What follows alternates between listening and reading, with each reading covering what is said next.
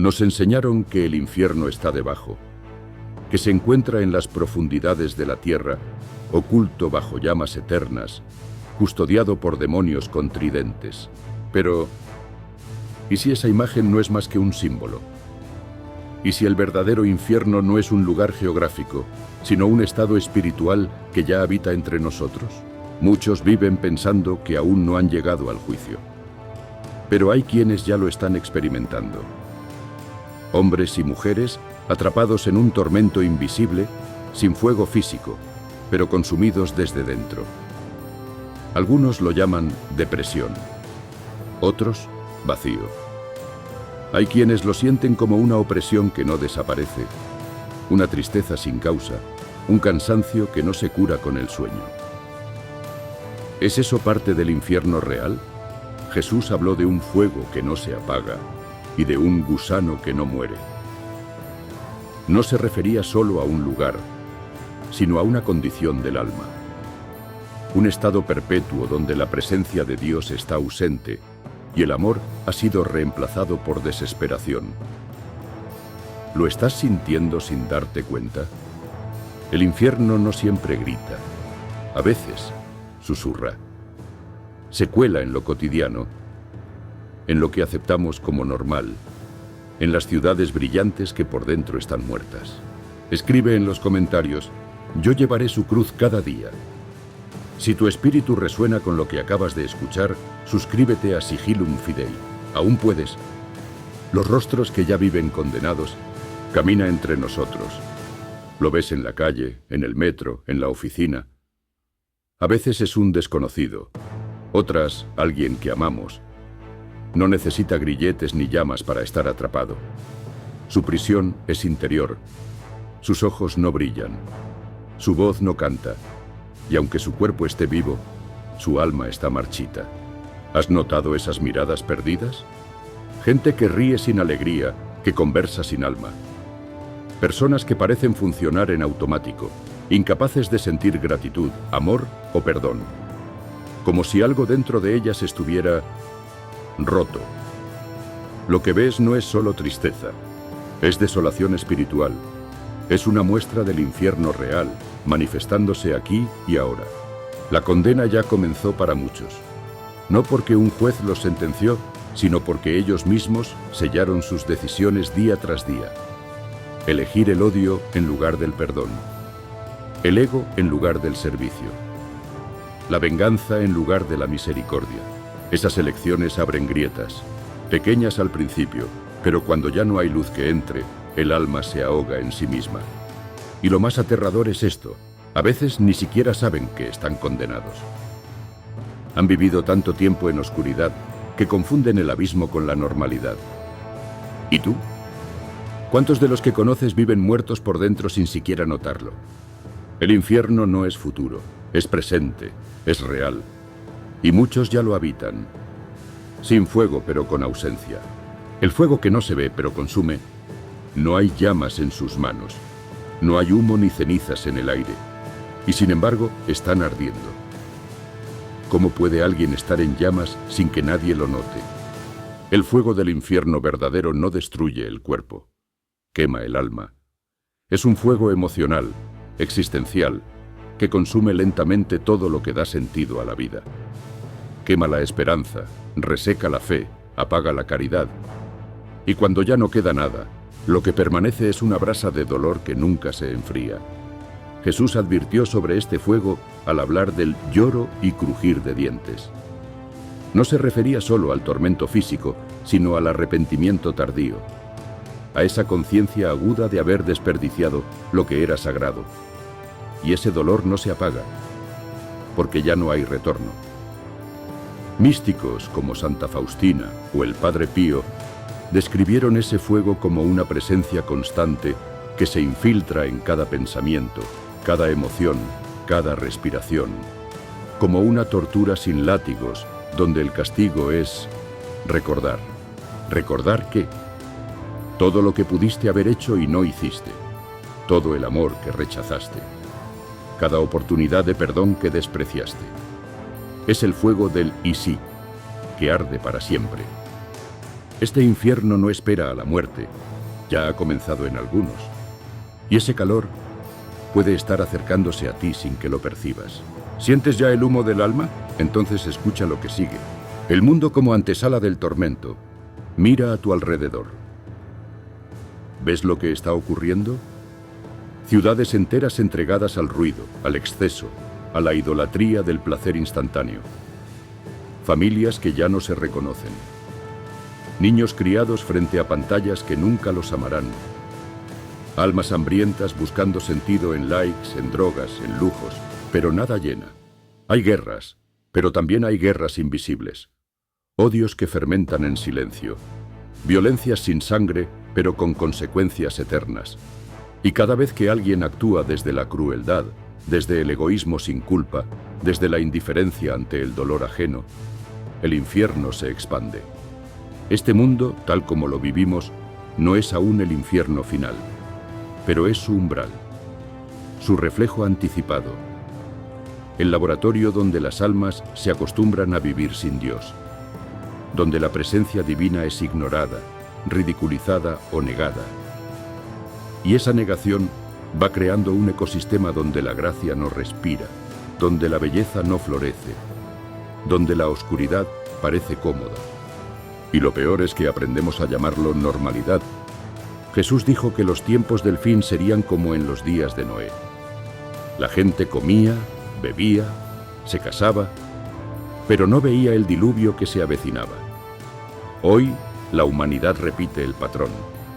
Festines sobre ruinas, risas sobre grietas. ¿Y si esto ya es parte del castigo? ¿Y si la pérdida de sentido, de conexión y de compasión ya es vivir en un infierno encubierto? Lo que sigue podría abrirte los ojos, porque algunos ya lo vieron y volvieron.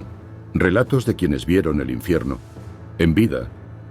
No hablamos de leyendas, ni de metáforas. Hay quienes afirman haberlo visto, sentido, vivido. Personas que, al borde de la muerte o durante experiencias místicas, descendieron espiritualmente a lo que describen como el verdadero infierno. Uno de los testimonios más impactantes es el de Gloria Polo, médica colombiana, fulminada por un rayo. Durante su experiencia cercana a la muerte, afirma haber sido llevada a un lugar de total oscuridad, donde las almas gritaban de desesperación. No era un lugar de fuego, era un espacio sin Dios, y eso bastaba para que todo fuera insoportable. Otra figura emblemática, la mística Anne Catherine Emmerich. En sus visiones, describió regiones espirituales donde las almas caían no porque Dios las empujara, sino porque ellas mismas huían de la luz. Y cuanto más huían, más se hundían en un sufrimiento autoimpuesto, porque no soportaban el amor que rechazaron. Incluso santos como Teresa de Ávila confesaron haber recibido visiones del infierno. Ella lo llamó un fuego interno que no quema el cuerpo, pero desgarra el alma sin fin. Y lo más aterrador, añadió que aquel estado comenzaba en esta vida, cuando el alma se aleja voluntariamente de la verdad. ¿Son advertencias? ¿Invenciones? ¿O es Dios permitiendo que algunos regresen para que el resto despierte? Porque si el infierno ya está aquí, solo quienes han estado a un paso pueden mostrarnos cómo evitarlo. Y lo que vieron es más real de lo que imaginas. Cuando los demonios no se ocultan, hay algo que ocurre cuando el infierno se manifiesta en la tierra. Los demonios ya no necesitan disfrazarse. Y si observas con atención, verás que cada vez se ocultan menos. No hablamos solo de posesiones espectaculares. Hablamos de susurros constantes que se infiltran en la cultura, en los valores, en las decisiones cotidianas. ¿Cuántas veces has oído frases como «haz lo que quieras, aunque destruyas», «no existe el bien ni el mal», «¿tu verdad es suficiente?» Sonrojan a los santos, pero seducen a una generación entera. Los demonios no siempre gritan con voz rota. A veces se presentan como ideologías brillantes, como promesas de libertad, que en el fondo esclavizan. Promueven el aborto como progreso, el relativismo como sabiduría, el rechazo a la fe como iluminación. ¿Y sabes por qué triunfan? Porque nadie los reconoce. Cuando el infierno pisa la tierra, no lo hace con fuego, sino con anestesia. Anula conciencias, apaga alarmas, hace que lo impuro parezca arte, que lo profano se vuelva viral, que lo sagrado incomode. ¿Te has dado cuenta de cómo incluso en tu entorno más cercano, lo bueno parece anticuado y lo oscuro fascinante? No es casualidad, es un plan. Y se está ejecutando con precisión. El infierno no necesita que todos crean en él, le basta con que nadie lo combata. Pero hay quienes aún pueden ver. Y lo que viene revela dónde se abren realmente sus puertas. La herida espiritual que abre las puertas del abismo. El infierno no entra a la fuerza, necesita una grieta. Y esa grieta casi siempre comienza como una herida invisible, una traición, un abuso, una pérdida, una decepción profunda que el alma no supo cómo sanar. El enemigo no necesita golpear, solo espera. Se alimenta del rencor, del resentimiento, de la desesperanza sin consuelo.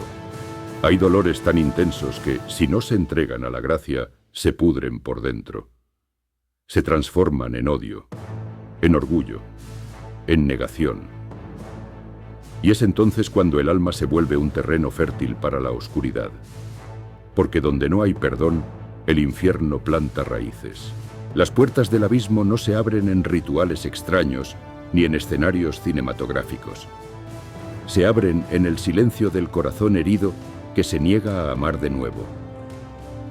En quien prefiere vengarse antes que liberar. En quien maldice al cielo por lo que sufrió, en vez de clamar por redención. Muchos creen que el pecado mortal es un acto dramático, pero el pecado más letal es el que se normaliza. La envidia que justificas, la lujuria que celebras, la soberbia que llamas autoestima. Ahí es donde el abismo se insinúa y se instala. ¿Has sentido esa sombra dentro de ti?